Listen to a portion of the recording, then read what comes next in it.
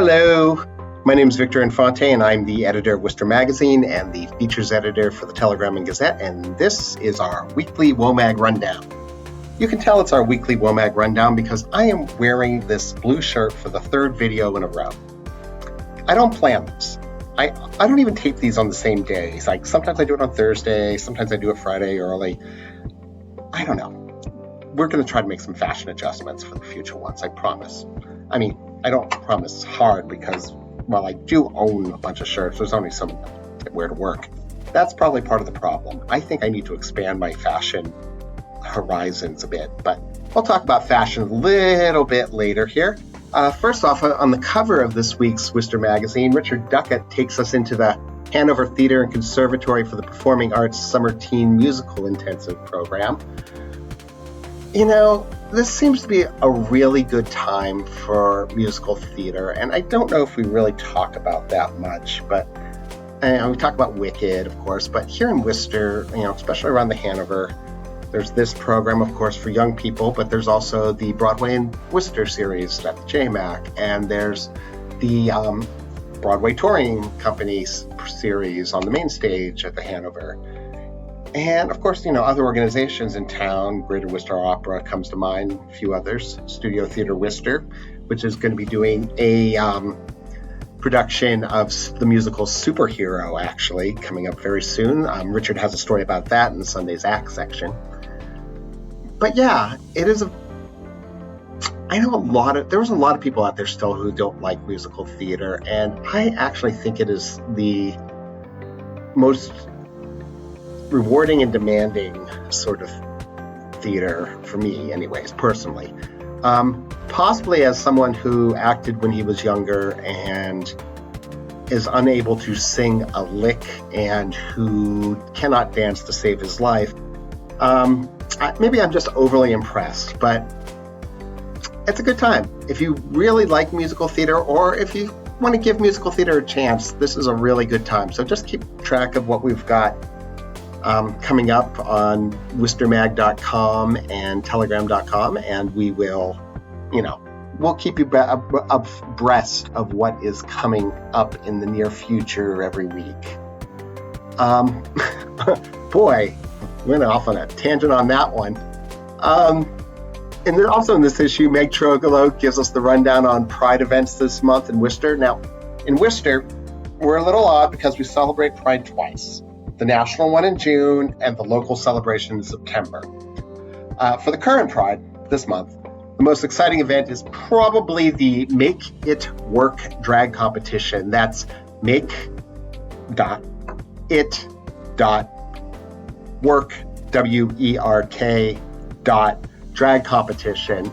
That's going to be at 8 p.m. June 11th at the Cocktail Garden on Franklin Street. The winner will compete this September at the annual Queer AF Fashion Show, which is always a stunner.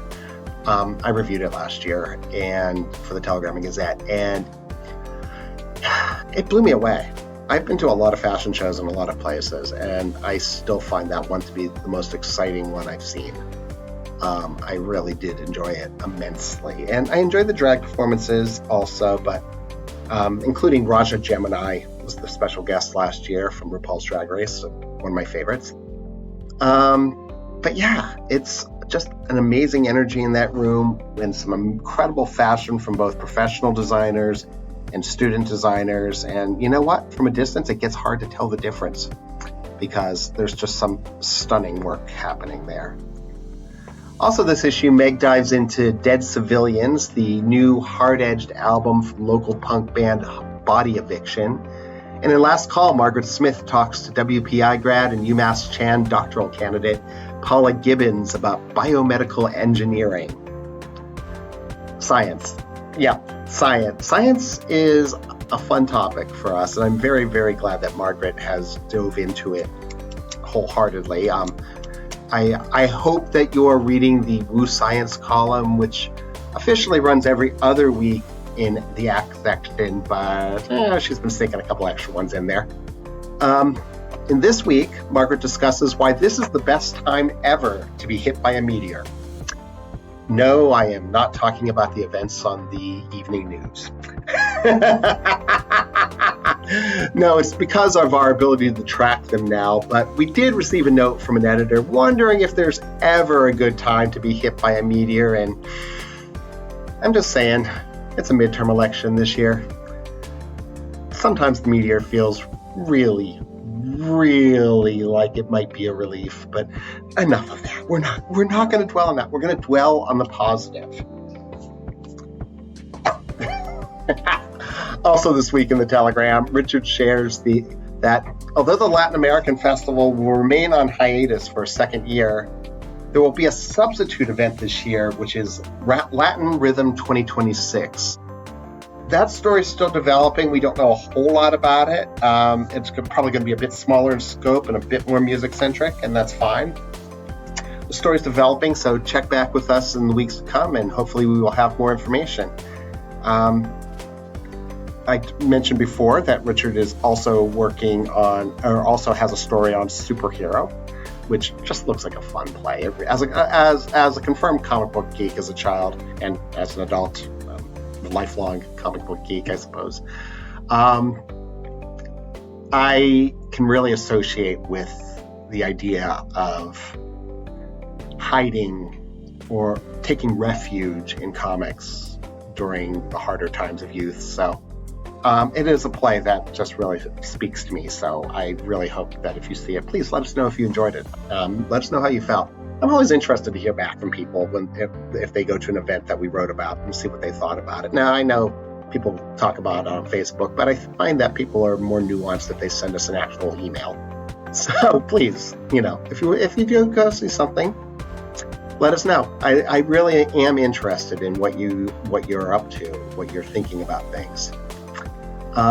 In the Table Hoppin' column in Sunday's Act section, Barbara Houle talks to the new executive chef at Brio 33 in Westboro. So we have a lot of more stories than that, even just between those two sections, periodicals, entities. We need a whole new diction to apply to modern journalism, don't we? But we are still constantly turning out features on arts and entertainment and arts and culture stories lately. There just seems to be a lot happening at the moment. So please, for more information and to read every story that I've talked about so far right this second, visit worcestermag.com or telegram.com. Or as always, read Worcester Magazine in print in the Friday edition of the Telegram Gazette, which is out as I'm speaking right this second, and the Act section in Sunday's Telegram Gazette. Again, I'm not you.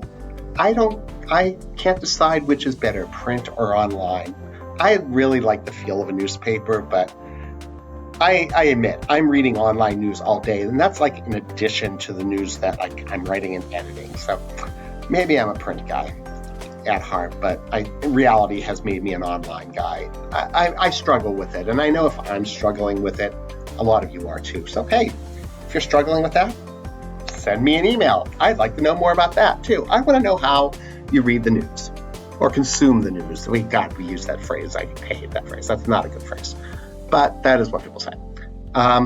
Anyways, I have digressed, and that means it's probably time to end this video, which has been a series of digressions as always. We'll be back next week with more arts and entertainment and culture news from Worcester Mag and the Telegram and Gazette, and I promise you, this time I absolutely will wear a different shirt.